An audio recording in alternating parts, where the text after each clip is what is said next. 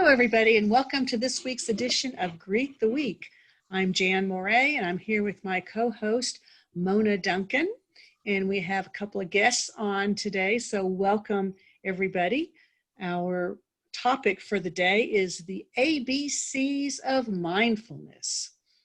Mindfulness is a term that we've heard quite a bit these days. Dr. Glasser didn't talk so much about it, but a lot of what he talked about is consistent with mindfulness. So Mona, why don't you get us started here? Right. Well, I didn't use the word mindfulness, but I used living in the now. Bringing everything right here, which is exactly what being mindful is. It is realizing that the now always is. Even whenever we're looking at the past, we're bringing it into now, or if we're projecting the future, we're bringing it into now. And so initially, when I wrote that little blurb to be what the topic would be, I was thinking that the ABCs would be awareness, breath, and consciousness. Once you become aware and you're aware of your breathing that you're taking in, and actually your breath is breathing you, which is an indication that you're to keep on living. And then that can, if we really focus on that, we can become aware of conscious choice. But the more I got to thinking about it with the passing things that's happened since last month of writing that, I decided to change the ABCs from awareness, breath, and conscious choice to alone, behavior, and community. Okay. Because with more isolation that we did in 2019, we are more alone. But yet at the same time, whenever you're setting a goal, whenever you're living your life, the only life you can live is yours. That's right. Though we try to tell other people how to live theirs, right? Right, exactly. They try to tell us how to live ours. But we are alone. And it's looking at our behavior. And then I made the C to be community, because we are designed for community. We need each other. They need us, whether we kind of want to admit it sometimes or not. And so how do we behave when we're alone that is it the same type of behavior when we're in a community? Meaning that, can we be who we are? Right. That's a hard thing to do sometimes, to be who you are, because we tend to hold back because we're not sure how the other person's going to receive us if we say what's really on our mind. Right. So it's in that aloneness that we look at our behavior and then realize, am I putting on airs, or am I hiding? Am I holding back when I'm with community? Mm-hmm. And to really be aware is to be aware of who we are deep down inside, not who we project ourselves to be. And I'm thinking about, kind of one of the universal questions is, what is my purpose in life? And I've been asked that a lot. I've asked it myself, and I go, what am I here for? And what are all these random people here for? But I think with the way the world is going now, we've pretty much begun to take that my out and look at community, as in what's the purpose of life? And I'm a part of that. And how can it work together for the good of the whole? And, last week, go ahead. Well, no, I'm just thinking about the community. Like you said, the community, we need to have other people, in our life, but yet we don't always feel comfortable being who we are in that community. And so how do we, reconcile that, where we can be ourselves and we can feel comfortable in that community, because then we'll enjoy it more and want to be there, because that's where, because we're all wired to be around with people and to be together. Right. Like Harry Kahn said, I read last week in finding that little thing from Dr. Glasser, psychology, and he was saying how that automobiles were designed to run on gas, and that human beings were designed to run on love. And you know, and having our needs fulfilled. Well, one of the, you know, the needs was to love and to be loved, and it becomes that energy. Whether, you know, with the, I'm thinking, well, the automobiles are changing now. Not only are they not necessarily the four wheels, but they're all four working together as opposed to two and two working independently. But now they're going on and they're being electric, that can recharge and go further and faster, and well, maybe not, well, probably faster too. But the thing of it is that those are things that we use to help us understand something we don't understand. And so whether it is the, you know, whatever the horse and buggy, literally the horse and buggy was given up, they called the Model T kind of a horse and buggy, that it had horsepower underneath the hood. Oh yeah, right. Yeah, Right. yeah. And then we adapted to having the engines there and the gasoline powered, and now we're adapting again to electric vehicles. But whatever the future is, whether it's to run on air or whatever, I have one of those air fryers, and I thought, well, how does this thing heat on just air? You know, how does it fry it? How does it dehydrate it? Of taking the air out or putting the air in? But no matter what happens, these things still, the original thought, the original plan was there, no matter how we developed it. And it's hard to let go of that original plan when we Is. switch to the new one. Or to what we think was the original plan, Right. what we're familiar with in the time and space that we come into being. Yeah. Well, you know, and I think too, people need to make that connection, because they categorize concepts. And so to help me understand this, we're going from the horse and buggy to the gas powered car. I'm still got the horse and buggy as the way to you know, to do transportation, you know, and so I'm adding, I'm continuing that connection by, like we said, the horsepower. We're now calling it, you know, how many horsepower engine do I have? And now with going from the gas powered car to the electric car, I mean, the dashboard doesn't look like the dashboard in a gas powered car, but we still have, I think it still has a steering wheel. And you know, some of the things are the same, but other things are different, but we still want to relate it back to what we know, because it's hard for us to jump to that new thing, because we want to relate to something that's known to us.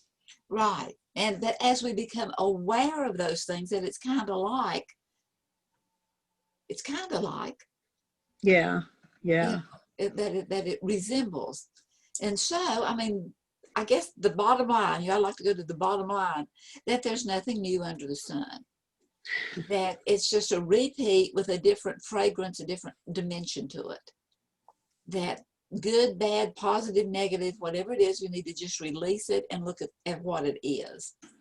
Just being mindful of what is going on now, even though there is good and there is bad, there is positive and there is negative going on now. Worldwide. So is it good to look at what's going on now for itself, or to keep comparing it to last year, comparing it to something that we know? I say it's looking at for itself, looking at what it is. It is what it is. Yeah. And is that present perfect tense verb, and that it always is. It is what it is. We are living in time and space. We are always somewhere, and it is always sometime. But it's connected with eons past, and it's connected with eons future, and how they change. And that I was reading this book.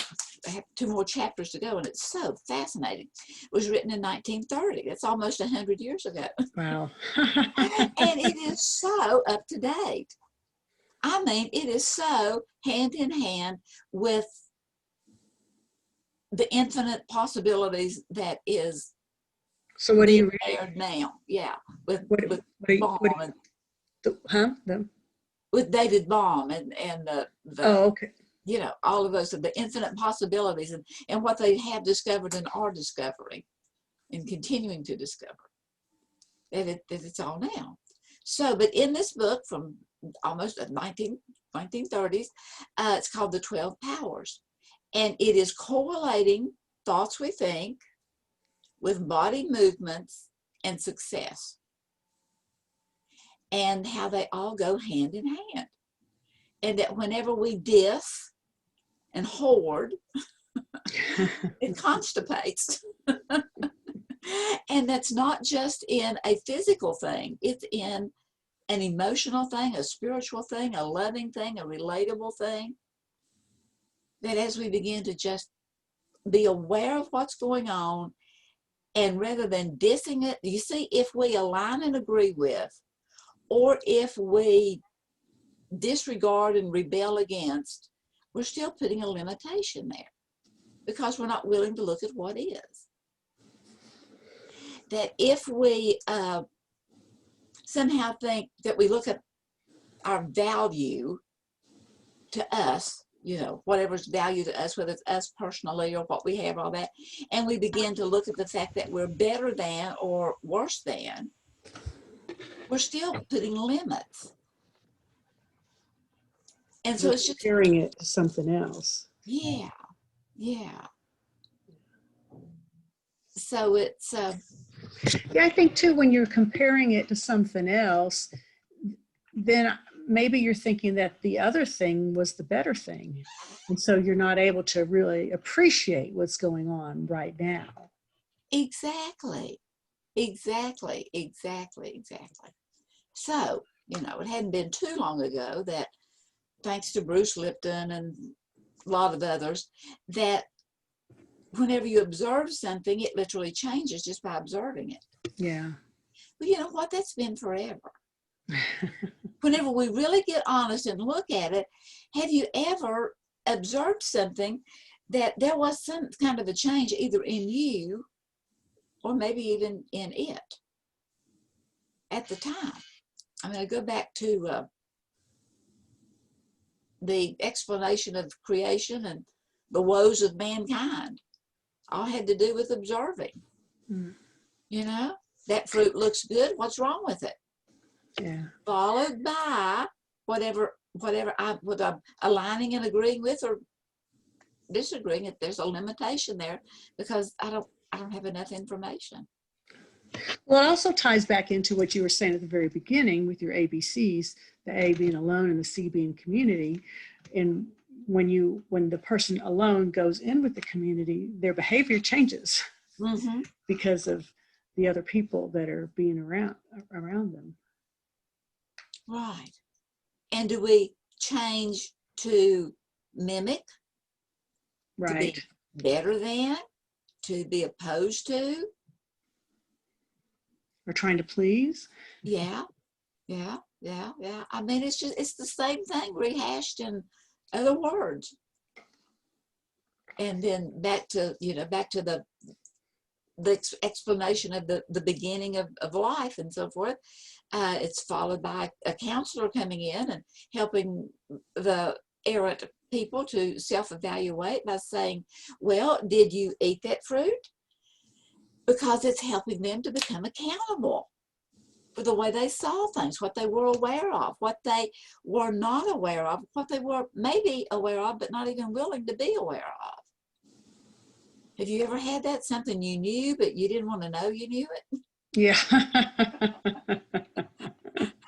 And sometimes it was that voice saying no, and sometimes it was that voice saying yes, but you disavowed it and you did what you wanted to do because we've been given this free will. But it's just learning to observe our own thoughts and our own actions and be accountable for good, bad, positive, negative, neutral. Do you think that, because I do a lot of thinking and reassessing, in my head as to what's going on. And I remember one time when I was first starting to see a counselor, she asked me if I have those kinds of thoughts in my head, and I just looked at her like she's crazy. Said, "Well, yeah, of course I do. Don't everybody?" So, do you think that there are actually some people who don't think about what they did and what the ramifications are of it? And I don't know, because that just I'm constantly reevaluating. And I don't think it's because I've learned choice theory. I just think that that's been the way that I've been. But, Well, it's human nature. okay. I mean, I'm convinced that it is. However, I find that I am less and less and less that way. Okay. Because, you know, I mean, it is what it is. So It is. what? Now what? Now what? What am I going to do about it?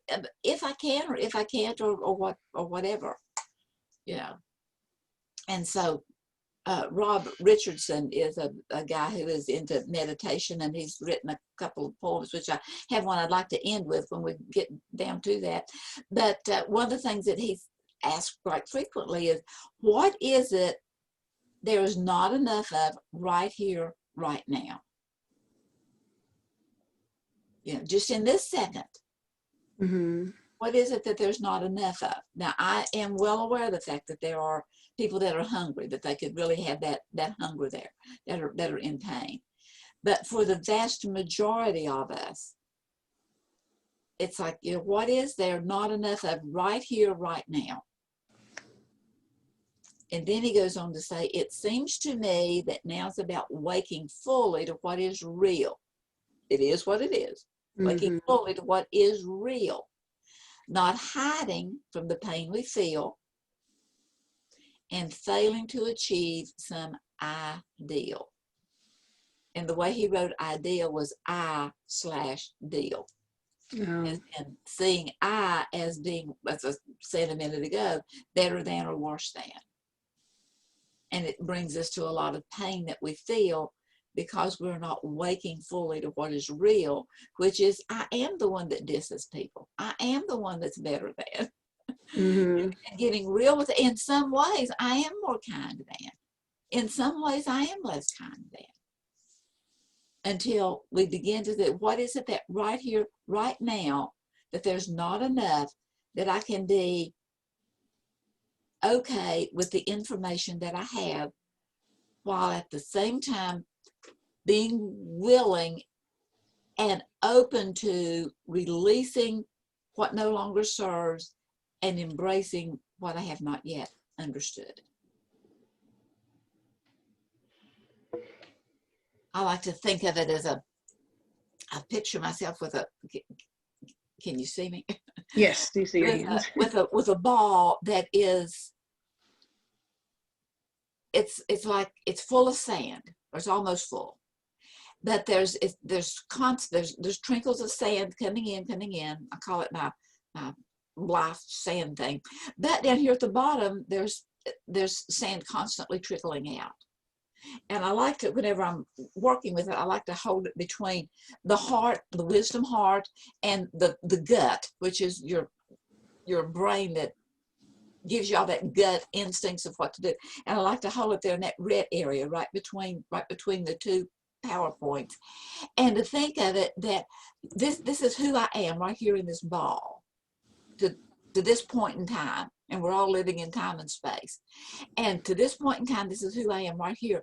But I want to always be open and releasing those things that no longer serve, while at the same time receiving those things that are coming in. The things that can help you to grow and to learn. That can. Yeah. And that it's realizing that it may be good, it may not be good. You know, it's like, it's a both and, not an either or. Mm-hmm. But you got to try things out too, right? I mean, you think something that might sound good and you try it out for a while and go, don't think so. Or, oh yeah, why didn't I think of that a long time ago? Yeah. Yeah. And then if you do think of that, why didn't I think about it a long time? Just be thankful for all of it now. That's right. Because that's the only time we're living, is in the now. It's being aware of the present.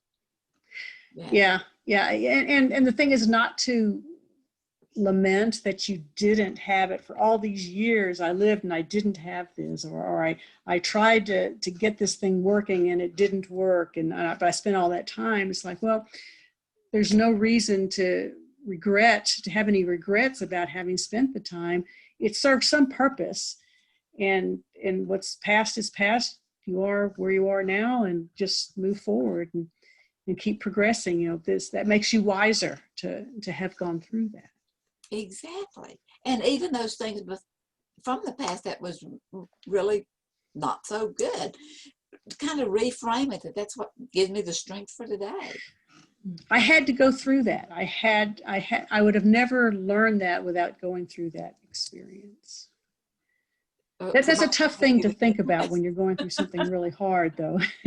But I keep trying to tell and then just, to me, that gives me hope too. That I had to live through this. I had to go through this for a reason, but it will pass. This will pass like everything else has passed, and so I can keep moving forward and make progress, and hopefully things will get better soon. Yeah. But it's both and. It's a backwards, crazy, mixed up law. It's not either or, because it's stones in the brook that creates the song. Without the night, the sun would seem dim, and thorns are found on the rose's stem. And who among us does not love roses to a degree? Who has not been pricked by a thorn? Sometimes it's those thorns of life that cause us to be aware. Wakes us up. We can really smell the beauty of the rose. It's taking the bitter with the sweet. It's sometimes realizing the fact that, ooh, I turned out to be the bitter when I thought I was being the sweet. I have a little, on Thursday, a little Zoom meeting, and the lady that was leading the Zoom meeting asked me a specific question. And I started to answer or to give some input, and she cut me off. And I mean, no big deal. And anyway, I, for one, am not married to my phone, so I don't always have it with me. Well, later in the afternoon, when I saw my phone lying there on the kitchen cabinet, I picked it up and I had a message. And it was from the lady that did the Zoom meeting. And she was apologizing for, having asked me a question and then cut me off, and she was just and so I called her back and I said, listen, you'd have something a whole lot worse than that would have to happen for me to be offended. Yeah. And she said, you know what, thank you for saying that, but I kind of came to that conclusion on my own. And so I told her, well, give yourself a pat on the back, because you're growing and seeing that, whatever happens, you just have to kind of let it ride and not assume that we know what somebody else is going through, because we don't. And as I was thinking about all of this, and today, that the ABCs and the alone and the community and our behavior, I thought of Jerry and some of his frequent asked questions about speaking up and whether it'll avail or whether it won't. Sometimes we want to know, well, when to, how to, but it's always an individual thing. It's that alone thing, but yet it will affect community. Because although we may isolate on purpose or just because we need to, sometimes we do, even in the isolation with the family, sometimes you just need to get in the room by yourself. Right. Even more so. Yeah. So we live in time and space, and it's always now. We're always somewhere. But yet we look outside of ourselves for answers, directions, or meaning, or at least for agreement. And what we see and what we hear and what we experience, it just rocks us every way. Some may be soothing, some may be disconcerting. And yet it's realizing that in that odd sort of backwards way, that we are looking for answers, directions, and meaning from someone else. Going back to, we need other people in our life. We may need that alone time, but we also need those other people. We need to know what they're thinking and how it affects us. Right, or consider what they're thinking. Not that we can know. Right, that's right. Yeah. The only way we can know what they're thinking is what they're saying. You said this. But... Yeah. I was around someone the other day. This Zoom experience right now is a perfect example of being alone and with community simultaneously. Each of us is sitting alone in a room, probably, but we're also, I've got a screen with 6 other people. Right. And all of whom who can hear what I'm saying and speak, and so it's a community at the same time of being alone. It's a 2-dimensional community. Yeah. Kind of an unusual one, and it's mostly strangers, but still it's both at the same time. So the other day, I was around someone that was absolutely spouting an absolute. And I said, do you really believe that? Obviously, that's what you think. But do you really believe that every single solitary blue-eyed person in the world is that way? And then you just don't carry it any further. And you trust that little flash of light, that little possible dawning of some mindfulness to help become who you are. If you ever start to think about or to say that not all blue-eyed people, men, women, politicians, whatever, don't say it, because such thoughts are part of the system, institutions, and ideologies that's more than the individual itself. And we get too much in looking at the world and what's going on and lump everything together, and they're this way, but I'm this way, and we're more alike than we're different. We are. But I think it goes back to what we were talking earlier about, trying to find something familiar. And so we stick to, because we've seen, this blue-eyed person do this, and this blue-eyed person do this, and this blue-eyed person do this. And so that helps us to categorize them. But that hurts us more than it helps us. Maybe it helps us to categorize them, but then it also hurts us because we're now taking that characteristic and applying it to everybody else who's blue-eyed. Exactly. And there are always examples that fall outside of those generalizations. Yeah, absolutely. And they do not lead to unity.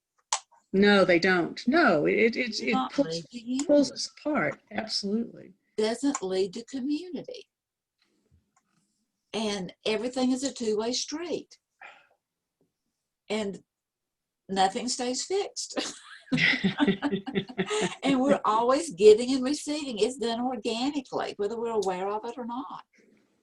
But the more we become aware, the more we can sift it through our current knowledge, to sift it and to see what needs to be released and what needs to be replaced and what needs to be reconsidered.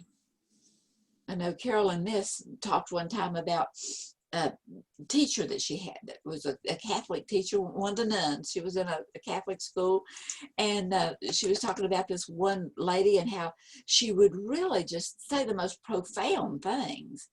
But then she would say, "Now don't repeat me that. Don't tell people what I said. Don't repeat me on that." And she said, "Because I may have a different idea later. Oh. I may see it another way at a later date."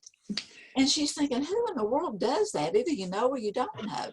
But we don't, because we're not static individuals. We're always changing. And as once we are aware of that or open to that, then we can see things differently.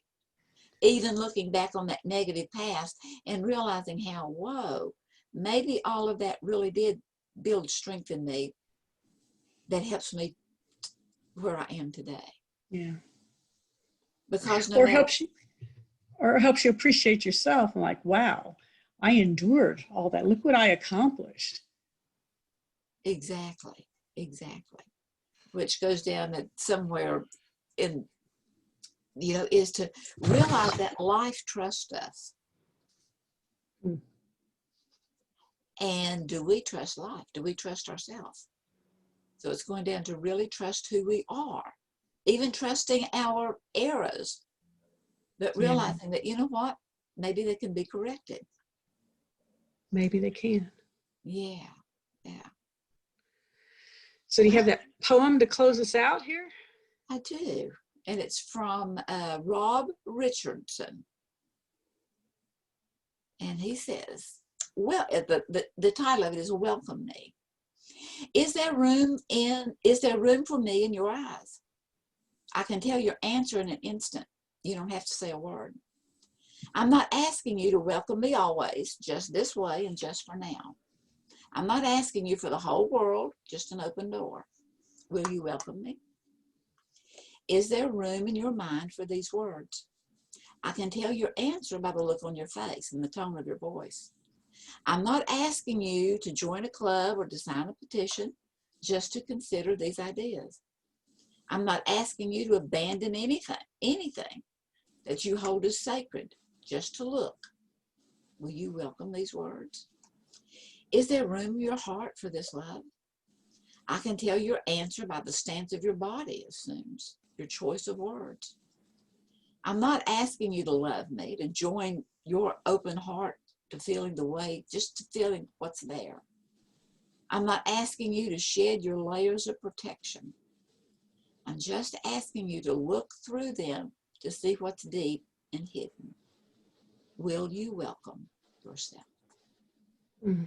Will you welcome what? Yourself. Warts and all, Right. mistakes and all. Warts and all, yes. Because yes. it's a pretty good person. Right. And in thinking deep, life trusts you. You trust you to go to get what you need. Open your mind and your eyes and receive that input of energy to act. Yes. All right. Well, thank you for that. Thanks everybody for joining us. I will turn off the recording at this time. We'll see you again next week for another edition of Greet the Week.